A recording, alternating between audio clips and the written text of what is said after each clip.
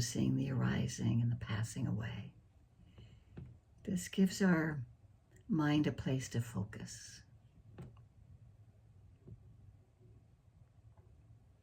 An anchor, so to speak.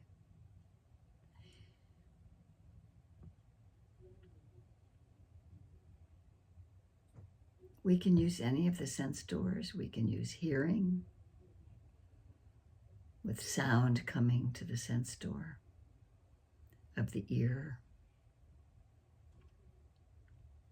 We can use tasting and smelling.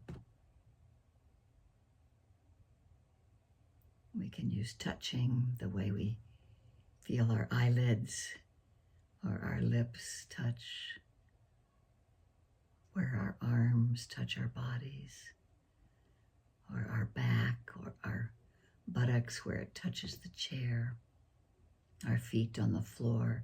This is a very easy touch point to come back to when we find ourselves lost in thought. It can really bring us into the body, touching. We can notice sensation there of tingling or warmth or coolness.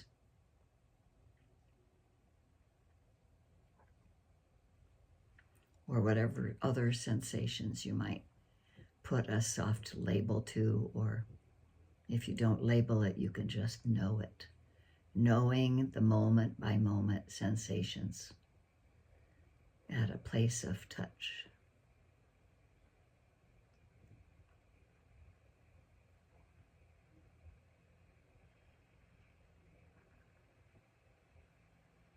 We can feel the way the breath touches the nostrils.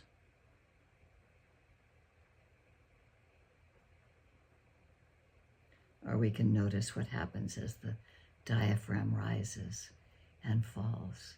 All of this is to bring us just to this moment. And we can establish this as the anchor that we can return to when we find ourselves lost in thought, waking up to whatever we might be waking up to in the moment. Sometimes tiredness, sometimes aversion, sometimes grasping.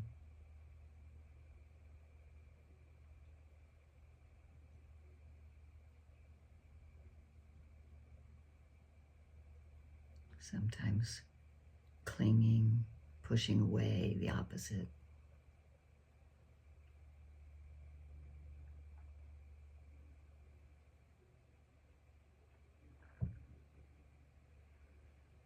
It's all just a reminder of being in the present moment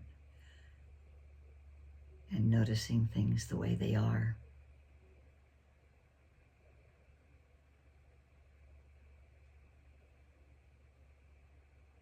Holding ourselves with a kind of gentle attitude of letting the mind relax and be aware.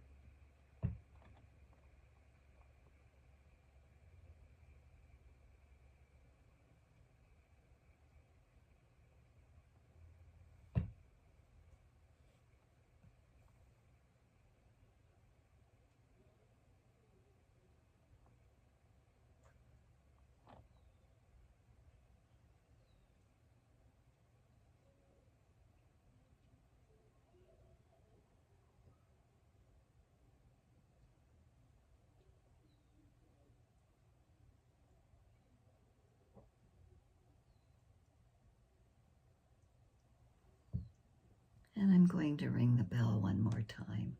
Sound coming to the ear. See if it seems different now than previously.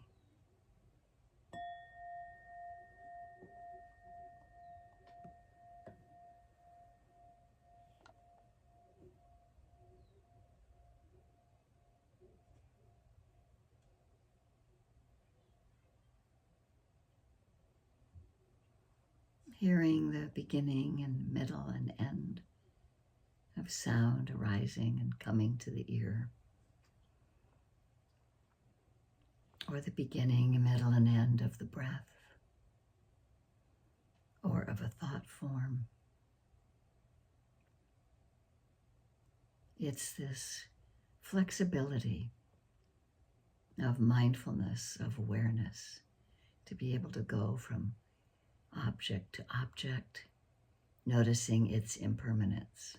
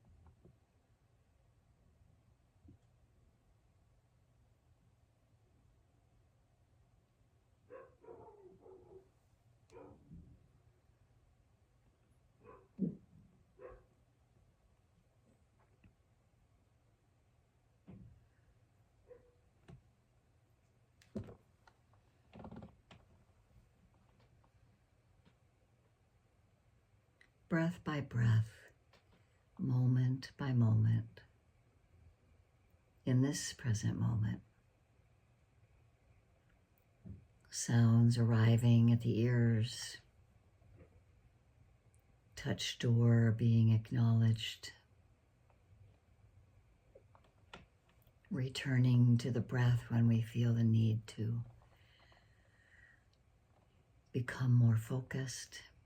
If we wake up in this moment and we're lost in thought or confused about what we're supposed to be doing, we just begin again, right there where we became aware, just to directly feel the feeling that's arising. Or we can return to that breath at the nostrils or breath at the belly. No judgment, just the ease of beginning again, holding ourselves in kindness, noticing when hindrances might arise and embracing them,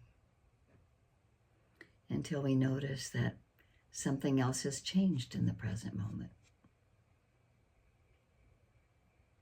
And so we have just enough energy and effort to be interested in what's happening.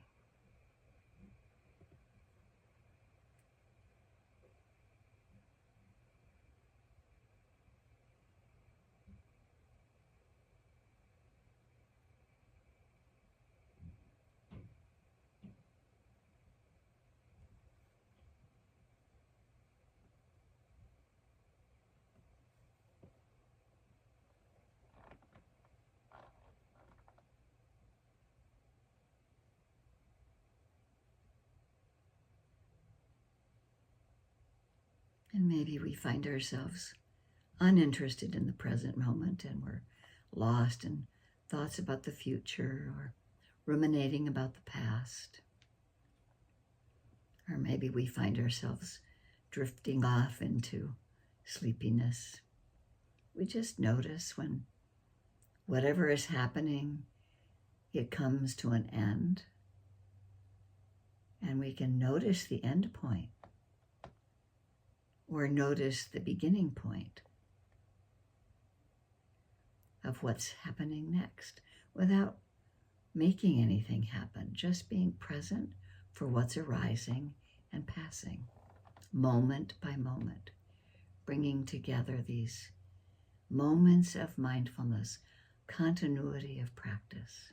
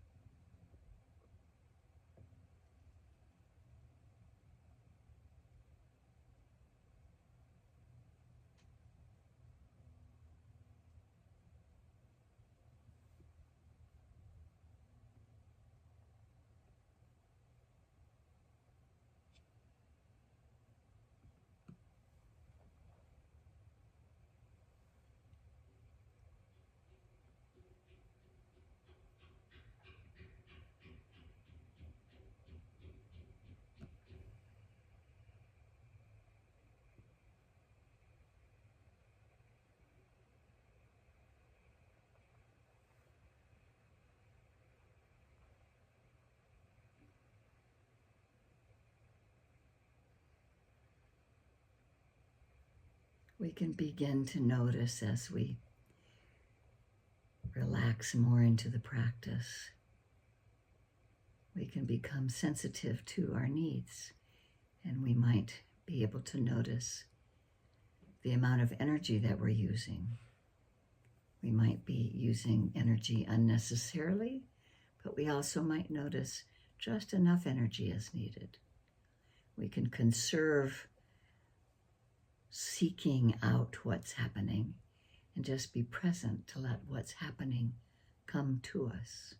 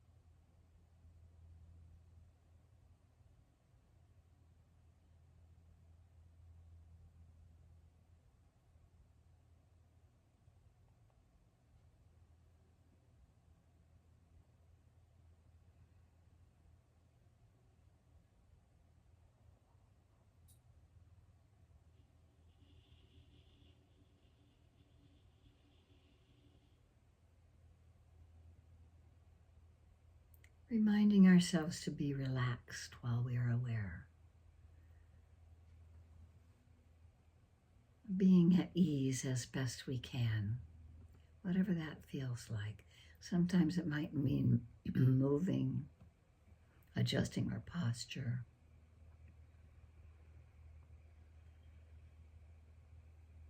It might mean opening our eyes and letting light in.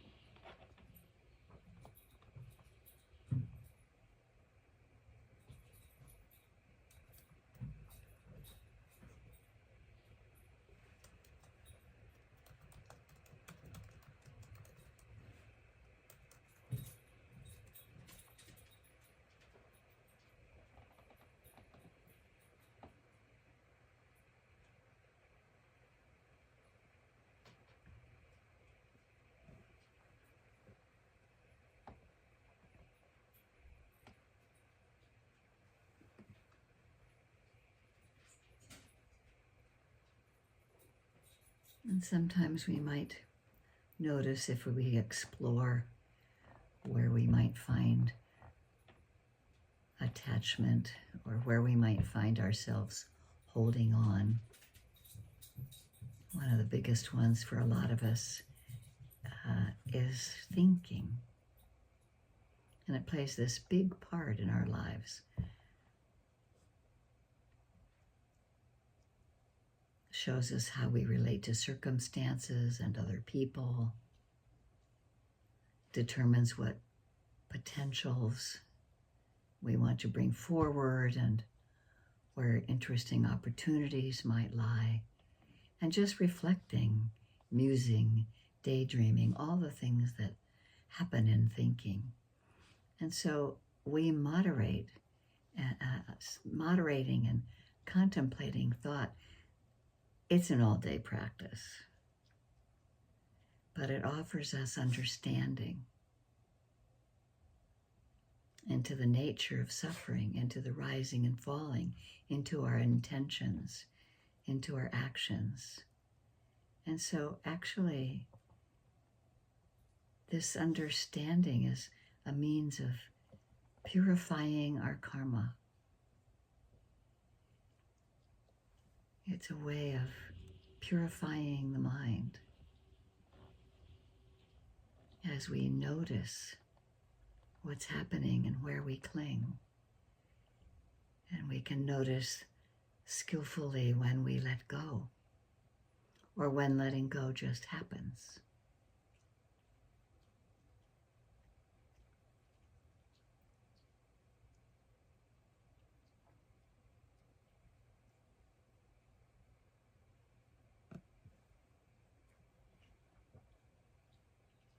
And as we open to and understand what's rising and falling, coming and going,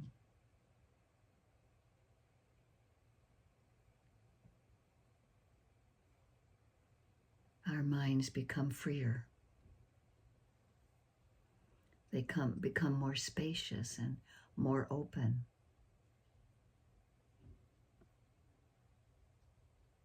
And we might even notice more content or happier, subtle happiness.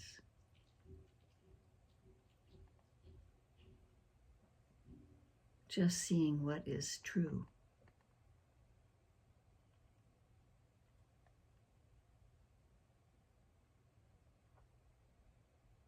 Perhaps noticing that we are less driven by compulsive desires to cling and hang on to thoughts and opinions arising and falling.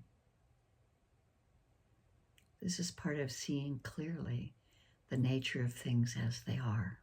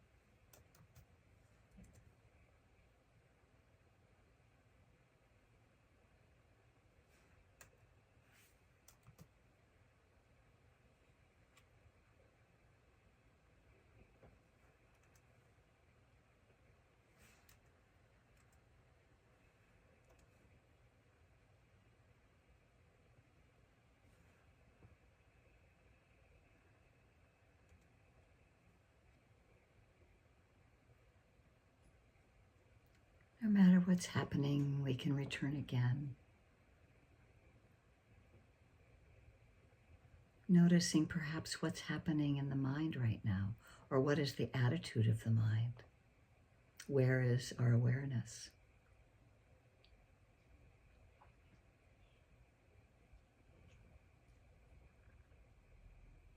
The Buddha taught in the 4 foundations of mindfulness, the first foundation is mindfulness of the body. And so we start with the body. It always brings us back into the present moment.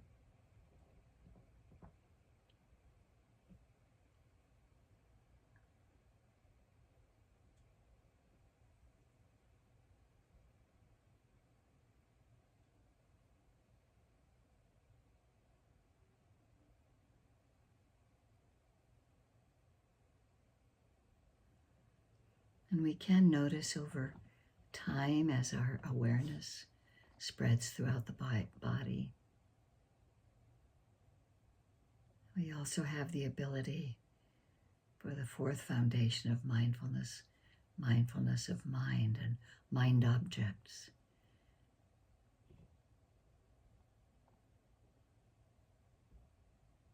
Mindfulness is very vast. Awareness is very vast.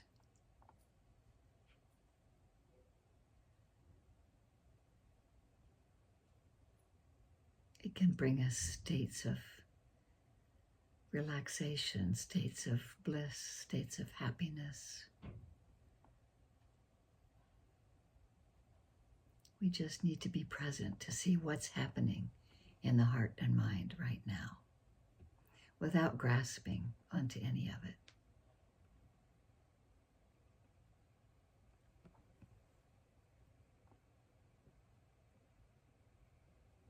Spacious and aware.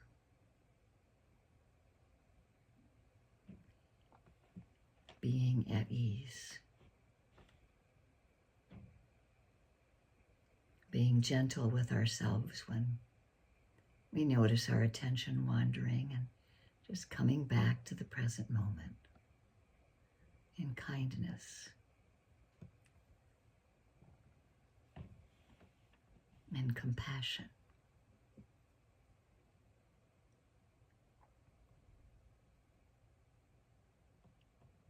Really being aware of what our suffering looks like. Where are we attaching to it? How can we notice its impermanent nature? All the while holding ourselves in goodwill.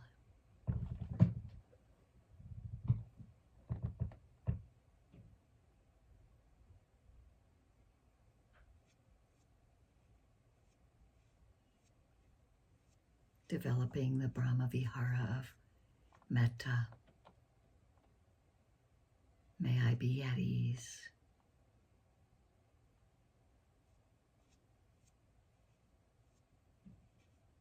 And compassion, may I hold myself with kindness when things are challenging.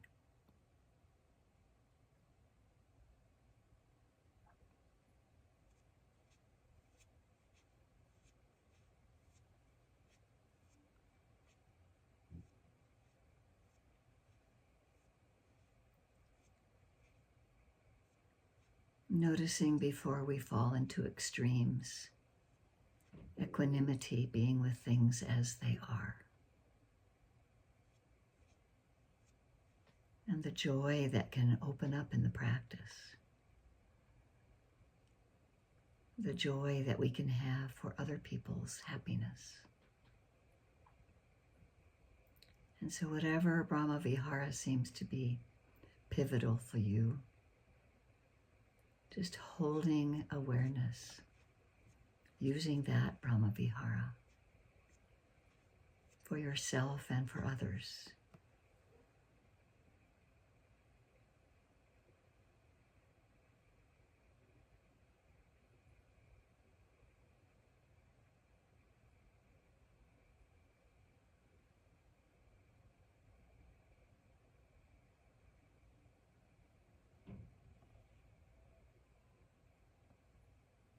May I be at ease. May I be safe and protected. May other beings, someone that we're close to, be at ease. Take care of themselves happily. Be kind to themselves when things are challenging.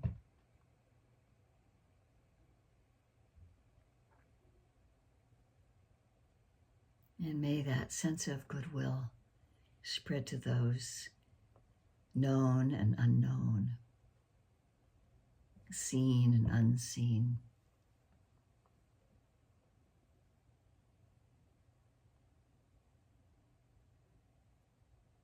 Enlightened and unenlightened.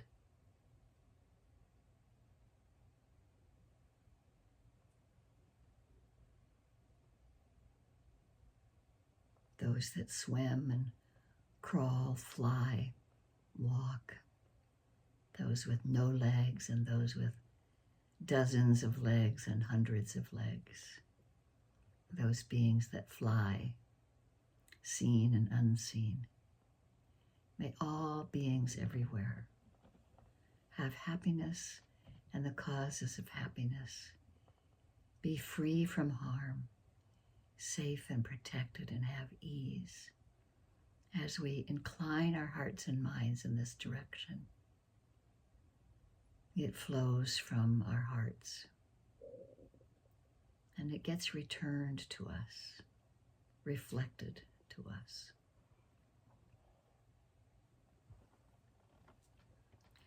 Anicca vata sankhara upadavaya domino upakita va meruchanti te samvapasamo sukho. All conditioned things are impermanent, and seeing this clearly with mindfulness brings the greatest happiness, which is peace.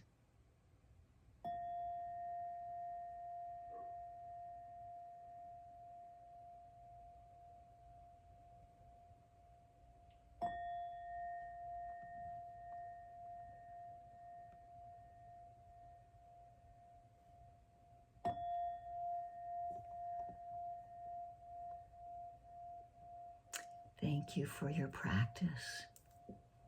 May it bring you great joy.